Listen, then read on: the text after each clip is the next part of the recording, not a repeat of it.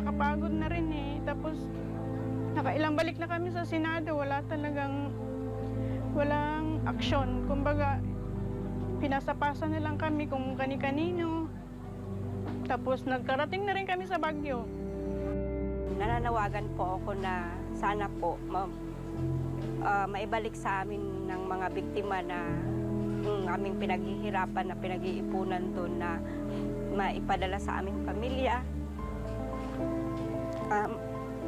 Marami po sa mga kasama ko sa bahay na biktima rin sila, 4 na karton. Si Ruchi at si Rosa Marie ay parehong mga OFW mula sa Middle East. Taong 2023 pa nila ipinadala ang kanilang balikbayan boxes sa Pilipinas habang sila ay nasa ibayong dagat. Pag-uwi nila sa bansa, ang inaasahang balikbayan box na ilang buwan nilang pinag-ipunan para sa kanilang pamilya ay nawala na lang na parang bula. Mismong si Jeffrey Balsa, chairman ng OFW Assistance, ang nangunguna para hanapin ang mga nawawalang balikbayan boxes ng OFWs. Simple lang ang hiling ng grupo ng overseas Filipino workers na biktima ng nawawalang balikbayan boxes. Pabalik-balik na lang po ako sa Senado. Hindi po ako nagsasawa para tumulong sa ating mga OFW, pero wala pa rin pong investigasyon until now. So hanggang kailan kami maghihintay? Kailangan pa bang mag-viral kami? Kailangan pa ba mayroong magbuwis na buhay sa aming mga OFW?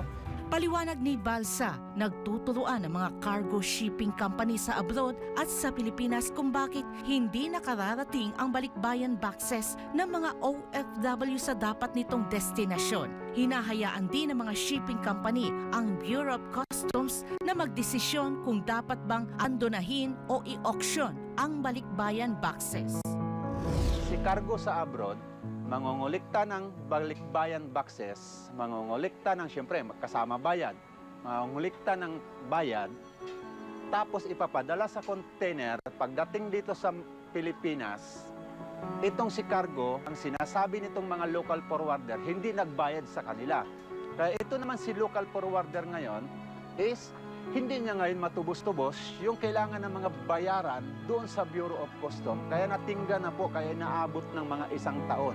Ang nakalulungkot kapag ang balikbayan boxes napunta sa auction para mabawi, bibilin muli ito ng OFW. Bakit? After they are collecting the money sa abroad, after they are collecting the balikbayan boxes, pagdating dito at na-auction yan, pag sila nakakuha ng auction na yan, ngayon po ang lumalabas ngayon, mayroong 500 per box, mayroong 1,500 per box, mayroong 2,000 per box, at ang mabigat ngayon, yung 4,000 pesos bawat isa. So paano kung 4 yung box mo?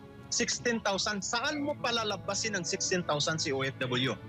Magkakano lang ang mga sahod ng mga yan? Sinabi naman ni Attorney Roy Señeres, malaki ang pananagutan ng cargo companies dahil sa nawawalang balikbayan boxes ng mga OFW.